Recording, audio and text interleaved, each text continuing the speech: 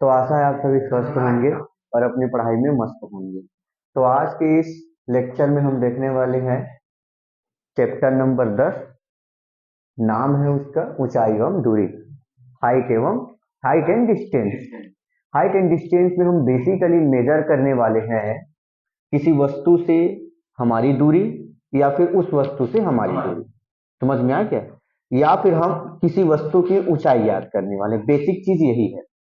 कैसे हम बिना किसी चीज को मापे किसी की ऊंचाई बता सकते हैं, ये हम बताने वाले हैं। जैसे एक पोल है, ये मान लीजिए सपोज करिए एक पोल है, बिजली का खंभा है। समझिए बिजली के खंभा को बिना टेप की सहायता से नापे हम क्या करने वाले हैं, इसकी हाइट बताने वाले हैं। लेकिन कैसे पॉसिबल है बिना नापे एग्जैक्ट उसकी हम हाइट बताने वाले हैं? कैसे हो सकता है? हो सकता है। क्यों नहीं हो सकता? हो सकता है भी। हम उसका भी निकाल लेंगे, सबका निकल जाएगा। ठीक है, अब निकालेंगे कैसे उसको हम समझते हैं। बिना नापे, बिना टेप वेप की सहायता से, बिना कुछ किए हम क्या कर देंगे, इसके हाइट को निकाल लेंगे। लेकिन उसके लिए कुछ जानकारी हमको होना चाहिए। दो जानकारियां चाहिए। पहली जानकारी, इस पोल से हमारी कितनी दूरी है। दूसरा जानकारी, इस पोल के द्वारा हमारे नेत्र में कितने डिग्री का कोण बन रहा है। अब यही दो चीज जो है, एक तो डायरेक्ट दे देगा हमको डिस्टेंस कितना है, पोल से हमारी डिस्टेंस कितना है, ये हमको डायरेक्ट देगा। वो एंगल भी डायरेक्ट ही देगा। बट अभी एंगल को हम समझेंगे कि कोण कैसे बनेगा। कोण जो यहाँ पे है वो दो तरीके से बनेगा और उन दोनों तरीकों को हम लोग समझते हैं। सबसे पहले जो कोण बनेगा उसको हम लोग बोलते हैं उन्नयन कोण। ठीक है, उन्नयन कोण। अब समझते हैं कि उन्नयन कोण बनता आखिर कैसे है। समझ में आया? सपोज करिए ये है हमारा जमीन, पृथ्वी, और यहाँ पर है हमारी आंख। सपोज करिए, अब मैं आंख थोड़ा सा बनाने की कोशिश कर देता हूँ। ये सपोज करिए ये हमारी आंख है जिसको हम देख रहे हैं। सपोज करिए, ठीक है, ये समझ लीजिए ये हमारा आई है। समझ में? और हम यहाँ से इसकी शीर्ष को देख रहे हैं, पोल के खंभे के शीर्ष को देख रहे हैं। तब इसके शीर्ष के द्वारा हमारे नेत्र पर जितने अंश का कोण बनेगा, ये सपोज करिए कुछ ऐसे, वही कोण को हम क्या बोलेंगे, उन्नयन कोण। समझ में आ रहा है? फिर से बोलता हूं, इस पोल के द्वारा शीर्ष, इस पोल के शीर्ष द्वारा हमारे नेत्र पर बनाए गए कोण को उन्नयन कोण बोलेंगे। समझ में आया? उन्नयन कोण को आप बेसिक चीज से समझते हैं। समझ करिए कि बहुत ऊंचा देखना है हमको, एक पहाड़ है, तो हम क्या करते हैं, हम थोड़ी ना बड़े हो जाते हैं, हम अपनी आंख के एंगल को बढ़ाते हैं। समझ में आ रहा है? जितना ऊपर देखना है उतना ही एंगल बड़ा होते जाएगा। समझ में आ रहा है? हम क्या करते हैं, जैसे मुझे अभी छत को देखना है इस घर की, तो मैं क्या करूंगा, मैं ऐसे करके सिर ऊपर करूंगा, नेत्र ऊपर करूंगा। यानी कि जो हमारा रेटिना है उसको बेसिकली हम रोटेट करके उसकी एंगल चेंज करेंगे। समझ में आया? ऐसा भी नेत्र है, मैं सीधा सीधा भी ऐसा देख रहा हूँ, फिर मैं एंगल ऊपर देखना तो मैं एंगल को ऐसे बढ़ाऊंगा तो मैं ऊपर देख सकता हूँ। यहाँ पे जो एंगल बन रहा है, यहीं पे जो एंगल बन रहा है, उसी एंगल को हम लोग क्या बोलेंगे, उन्नयन कोण। समझ में आ गया? इस और अच्छे से समझेंगे तो मान लीजिए अभी हमारा नेत्र कुछ ऐसा है। अब हम नेत्र को यानी कि ऊंचाई को बढ़ाते जाएंगे तो ये हमारा नेत्र के द्वारा जो कोण बन रहा है, ये देख सकते हो। समझ में? इसी को बोलेंगे उन्नयन कोण। समझ में आया? चलिए अब हम लोग बात करेंगे एक दूसरा कोण के बारे में, जिसको हम लोग जानते हैं अवनमन कोण के नाम से। जी हाँ, अवनमन कोण के नाम से हम लोग समझते हैं इसको। अब क्या है अवनमन कोण, अब यहाँ से हम लोग समझते हैं। सपोज करिए कि आप अब पहाड़ पे हो या आप छत पे हो, सपोज कर लीजिए। ठीक है, आप नीचे आप जो है नीचे किसी वस्तु को देख रहे हो, कोई कार हो सकता है, कोई व्यक्ति हो सकता है, कोई साइकिल चालक हो सकता है, आप किसी को भी देख रहे हो, लेकिन आप हो छत के ऊपर। समझ में आ रहा है? तो जैसे जैसे यहाँ छत पे हो, जैसे जैसे यहाँ पे व्यक्ति जो है साइकिल चलाते हुए आएगा, वैसे वैसे आप क्या करोगे, उसको देखते जाओगे, तो आपका जो एंगल है वो क्या होते जाएगा, कम होते जाएगा। समझ में आ रहा है? यानी एक्चुअल में आपका जो एंगल रहेगा वो नीचे की ओर ऐसे झुकते जाएगा। तो इसलिए एंगल अब यहां पे नहीं बनता है, एंगल अब यहां पे बनता है। सपोज करिए कि यहां आप छत पे हो, ये हमारा सपोज के लिए छत है, और आप यहाँ पे बढ़िया से आपका यहाँ पे आई है समझो, आप देख रहे हो सीधा ऐसे, इसी को मैं बना देता हूँ, आप ऐसे सीधा देख रहे हो, आप सीधा देख रहे हो क्योंकि हम जितना हाइट पे उसको सीधा से देख सकते हैं। अब मैं छत को सपोज कर लेते हैं, अब मैं छत से नीचे को देखूंगा तो मेरी जो मेरे और मेरे आंखों के बीच जो झुकाव है, उनके बीच जो कोण बनेगा उसको हम लोग बोलेंगे अवनमन कोण। समझ में? अभी मैं सीधा देख रहा था, अभी मैं इस नीचे की वस्तु को देख रहा हूँ। सपोज करिए यहाँ पे कोई वस्तु है, कुछ भी थिंक मान लेते, कोई ऑब्जेक्ट है, चलो पत्थर ही है मान लेते हैं, सपोज कर लेते, तो मैं अभी सीधा देख रहा था, अभी जस्ट मैं क्या करूं, पत्थर को देख रहा हूं। तो मेरे आंखों के बीच जो अंतर आया है, जो कोण आया है, कोई जो झुकाव आया है, उसी को हम लोग क्या बोलेंगे, अवनमन कोण। अवनमन कोण हमेशा यहां पर बनेगा, ठीक है। अगर यहाँ पे अवनमन कोण बन रहा है तो क्या यहाँ पर भी थीटा होगा या नहीं? क्यों होगा? कारण ये है कि हमने पढ़ रखा है एकांतर कोण कक्षा 9वीं से, समझ में आ रहा है? तो यहाँ पर जो बन रहा है वो एकांतर कोण है, क्योंकि ये दोनों क्या है, पैरेलल है। जब किसी भी दो समानांतर रेखाओं पे तीसरी रेखा आके काटती है तब बहुत सारे कोण बनते हैं, उन बहुत सारे कोण में एक कोण आता है एकांतर कोण।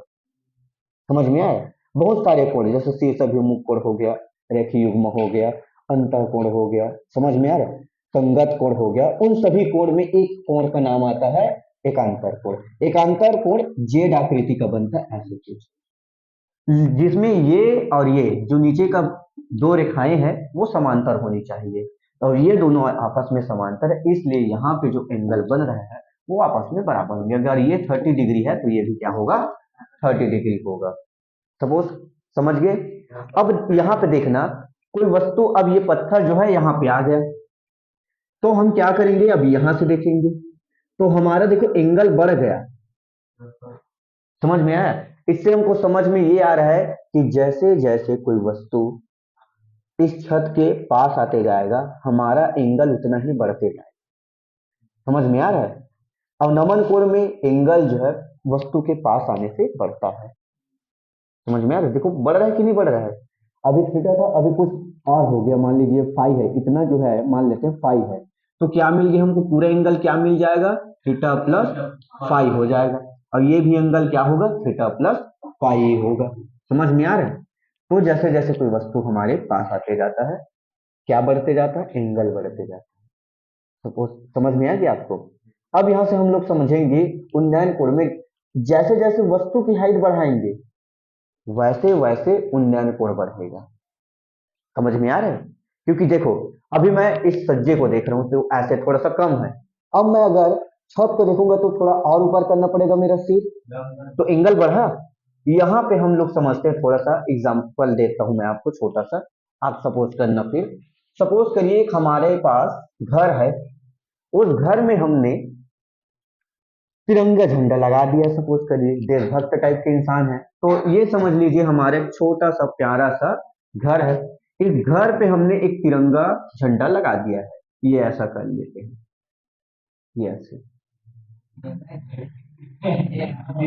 चलो ध्वजा है, भगवान की ध्वजा है, सॉरी राम भगवान की ध्वजा है, वो राम दिखाता है ना वो वाला है। चलो अब यहाँ से हम क्या करते हैं, यहाँ से हम अवलोकन कर रहे हैं, पहले इसको देखते हैं, यहाँ से इस छत को देखते हैं, तो छत के द्वारा जो बनाया गया जो एंगल होगा सपोज करिए वो ऐसा होगा।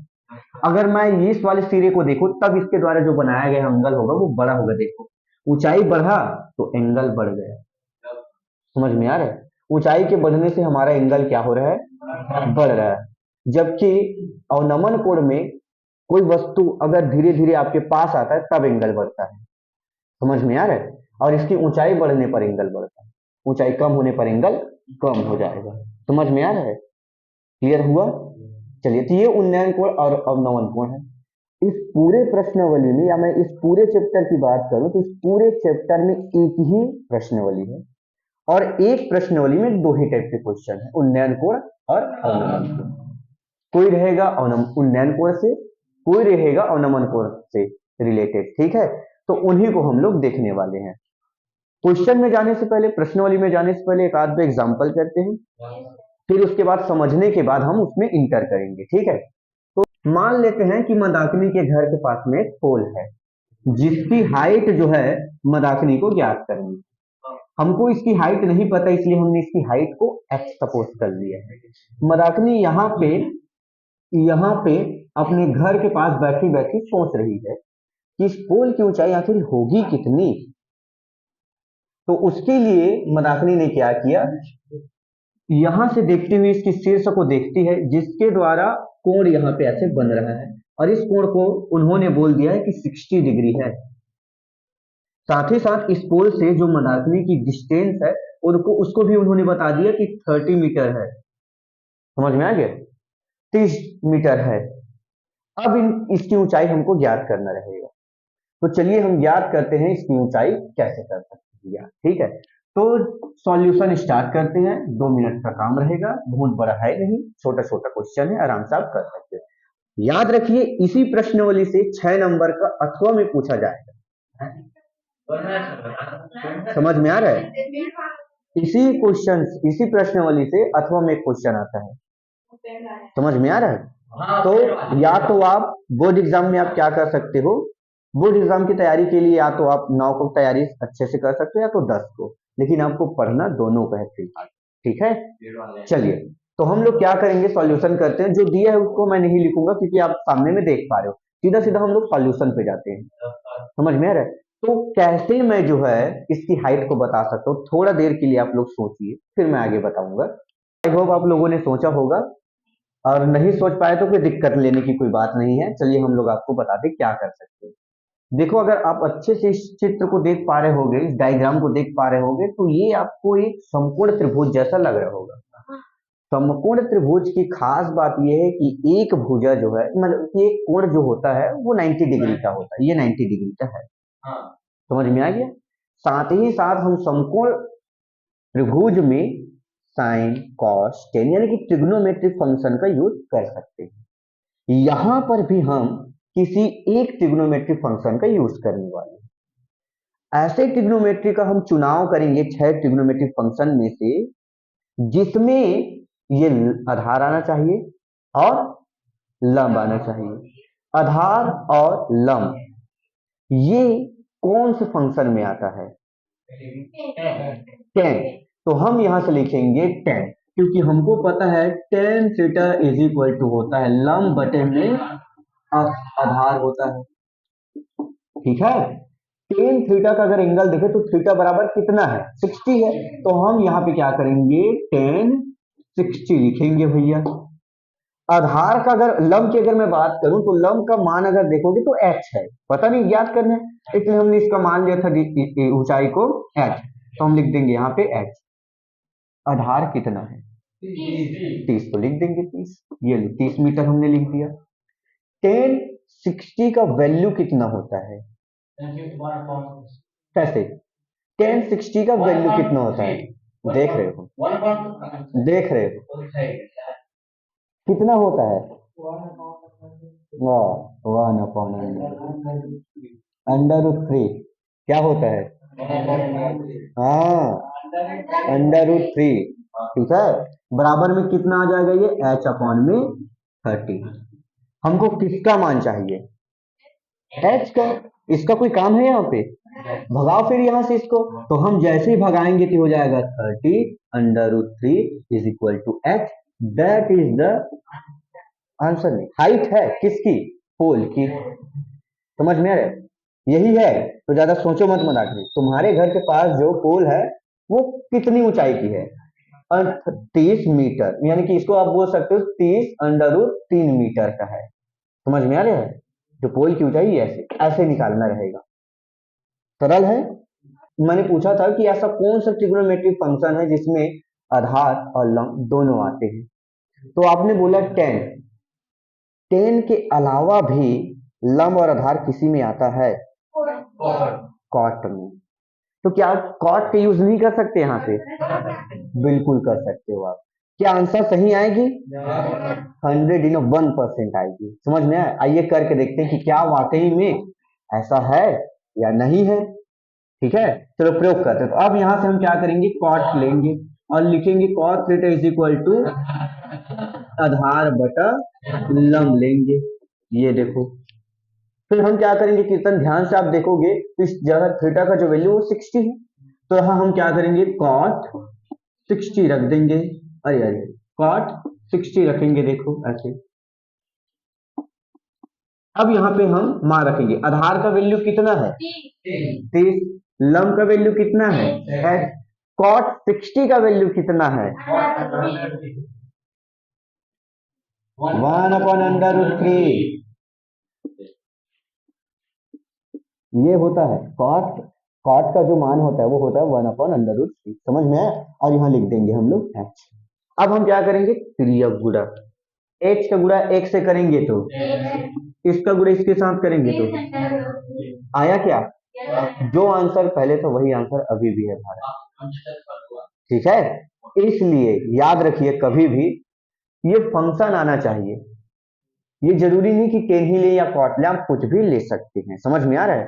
तो कीर्तन अब हम लोग जो है तीसरा उदाहरण को देख रहे हैं, क्योंकि ये बहुत इंपॉर्टेंट है और 2-3 बार एग्जाम में आ भी चुका है, इसलिए इसको हम लोग आज ही कर लेते हैं।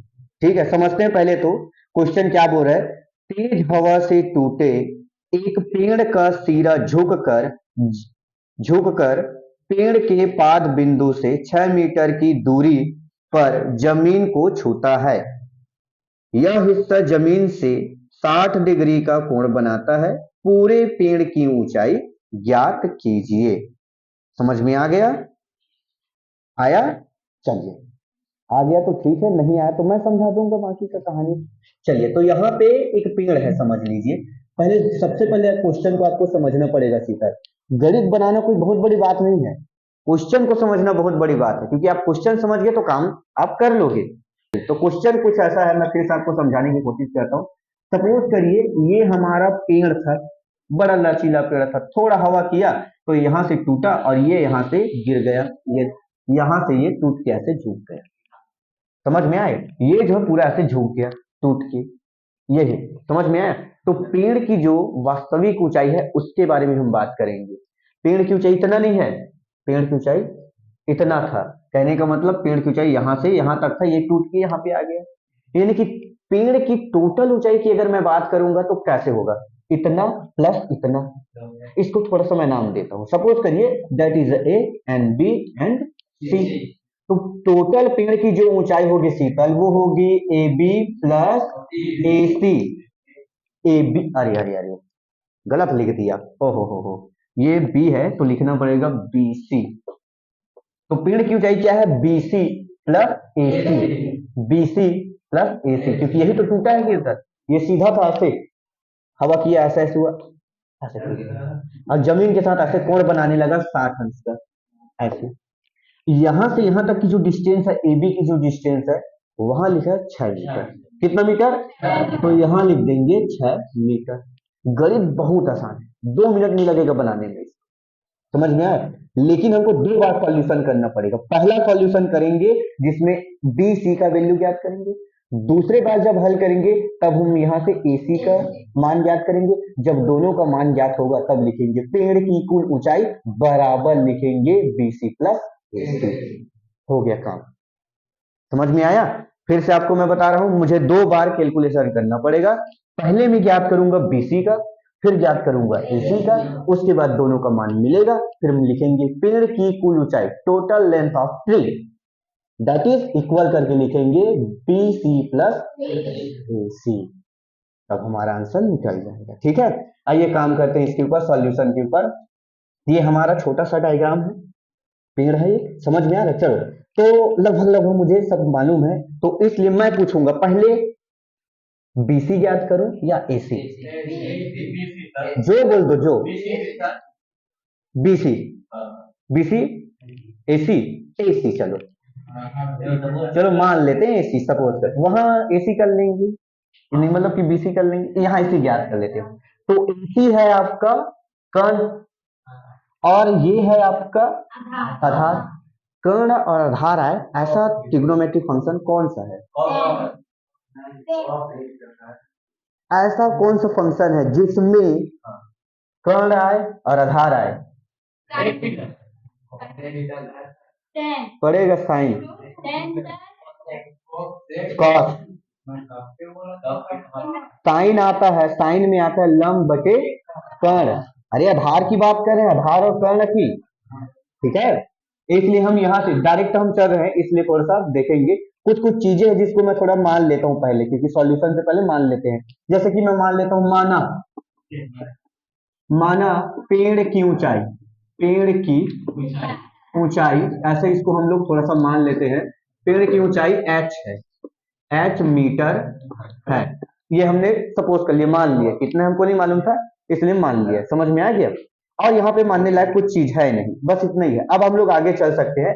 अब लिखेंगे हम यहाँ से साइन, सॉरी कॉस लिखेंगे, और कॉस में बताएंगे कॉस बराबर होता है लंब, आधार बटा कर्ण।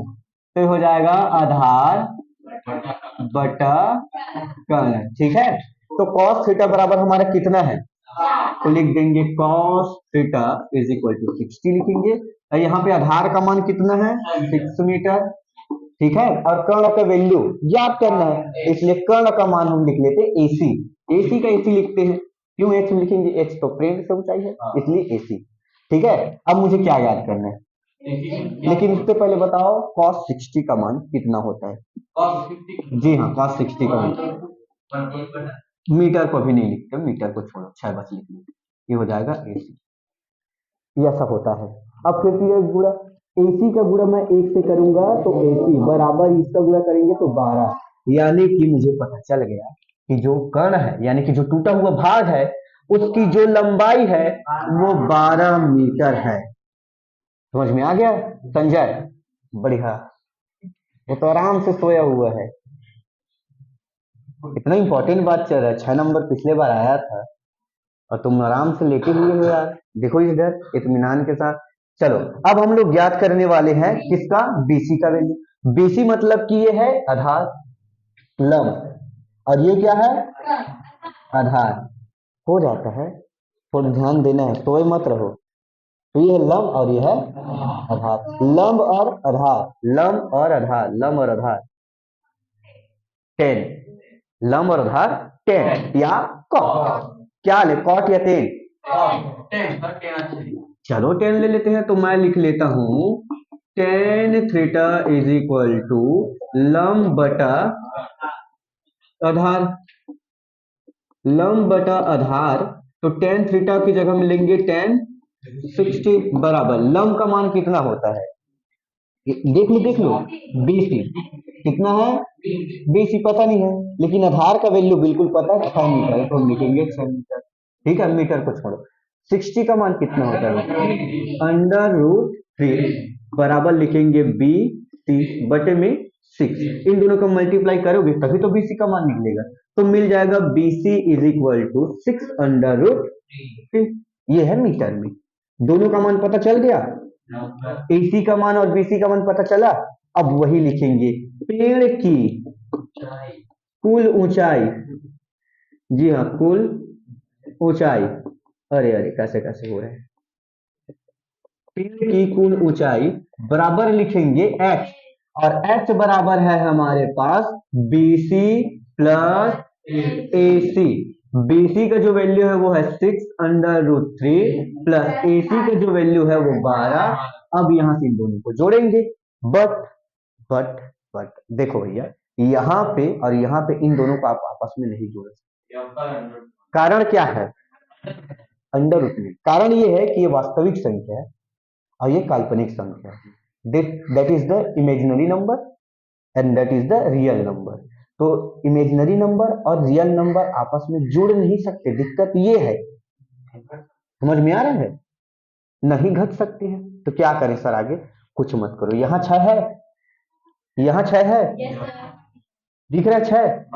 हाँ बढ़िया, ये हुई ना गणित वाली नजर, ऐसा होना चाहिए गणित वाली नजर। यहाँ 6 है, देखो भारत, 12 को लिखा जा सकता है 6 गुणा 2, तो 6 है, तो यहाँ से हम 6 को कॉमन निकाल देंगे, यहाँ बचेगा √3 और यहाँ 2 बचेगा क्योंकि 6 गुणा 2 है, तो 6 निकल गया तो 2 बच गया। ये है पेड़ की कुल ऊंचाई। ठीक है, समझ में आ गया? ये छोटा सा